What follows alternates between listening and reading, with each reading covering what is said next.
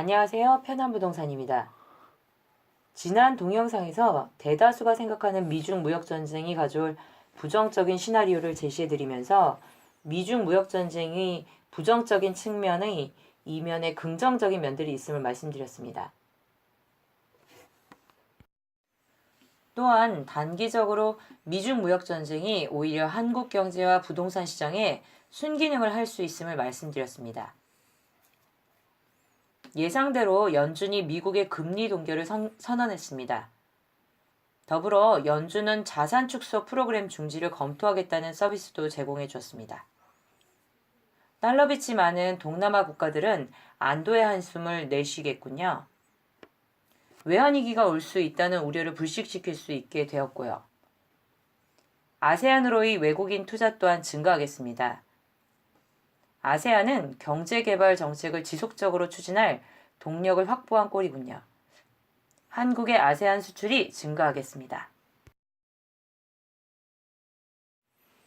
이번 동영상에서는 미중 무역전쟁이 한국에 미치는 장기적인 영향에 대해 말씀드리고자 합니다. 단기적으로 미중 무역전쟁이 한국의 이득이 될 수도 있다고 말씀드렸는데 장기적으로도 그럴 수 있습니다. 한번 검토해보죠.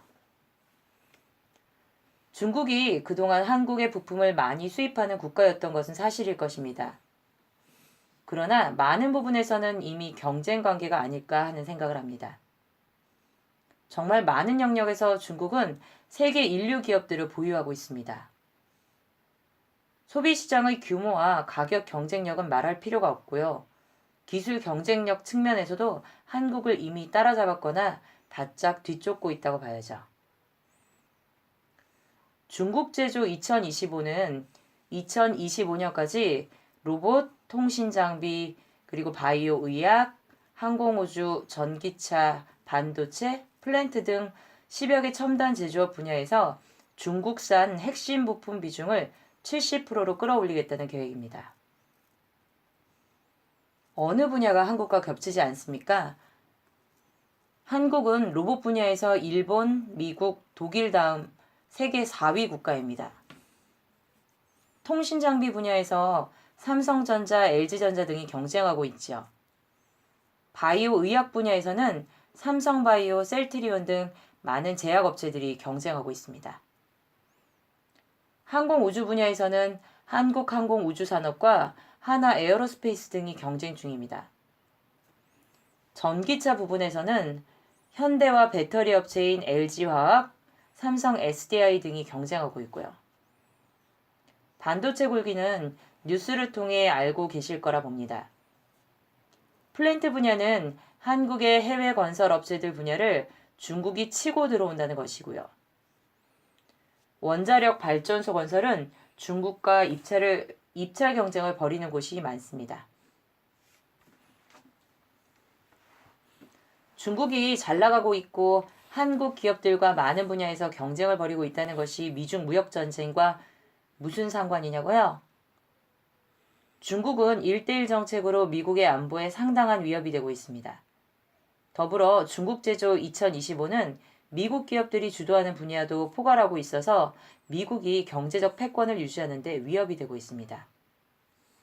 더 이상 미국의 트럼프 행정부는 방관자가 될 수 없었습니다. 뭐든 빌미를 잡아 중국을 견제해야만 된 거죠. 중국의 약점은 지적재산권과 불공정 무역 관행, 그리고 중국 정부가 관여하는 환율 부분입니다. 미중 무역전쟁과 관련해 중국의 푸젠진화가 디램을 포기한다는 기사가 오르더군요. 중국의 반도체 굴기에 중대한 차질이 발생할 거라는 예측도 있고요.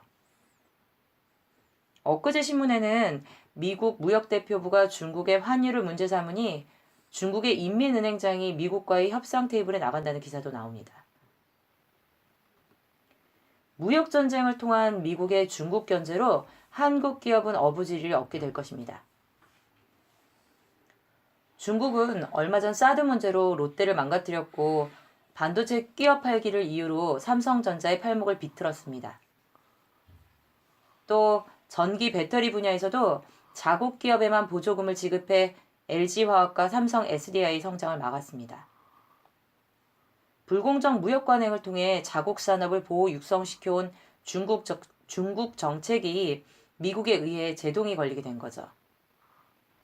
중국 내 시장은 어쩔 수 없다 해도 국제 시장에서 한국 기업들이 보다 공정한 경쟁을 할 수 있게 된 거죠. 또한 중국 기업들의 기술 탈취에 제동이 걸리게 된 것도 중요합니다. 한국 기업들이 기술을 탈취당하는 나라는 어디일까요? 논할 필요가 없죠. 마지막으로 미국이 중국을 압박해 과거에 일본 및 독일과 체결한 플라자 합의나 이에 준하는 환율 협약이 이루어진다면 한국은 한우성을 질러야 될지도 모릅니다. 우리 기업들에게 가격 경쟁력이 생길 여지가 많기 때문입니다. 미중 무역전쟁은 중국의 그릇된 무역 관행을 저지시킴으로써 한국 기업들의 기술 우위를 당분간 더 지속시켜줄 수 있습니다. 또한 위안화 가치를 높임으로써 한국 제품들의 가격 경쟁력을 강화시켜줄 수 있습니다. 장기적으로 중국은 한국의 부품 수출국이 아닌 전방위적인 경쟁 국가이고 현재 트럼프 행정부의 대중국 대응 전략은 그야말로 땡큐인 상황인 것입니다. 근데 그게 부동산 폭락과 무슨 상관이냐고요? 한국의 기업들이 국제시장에서 계속해서 벌어들이는 돈이 한국으로 들어와 한국 경제와 부동산 경기를 지지해주는 역할을 할 수 있으니 땡큐인 거죠. 단기적으로든 장기적으로든 미중 무역전쟁은 한국의 부동산 폭락에는 큰 기여를 못할 것 같네요. 파이팅 한국 기업들, 파이팅 한국 경제, 파이팅. 그리고 땡큐 트럼프.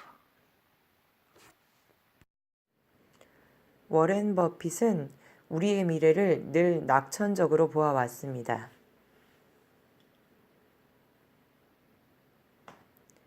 위기를 준비하고 잘 활용하시면 좋겠습니다. 좋아요, 구독, 공유에 감사드립니다.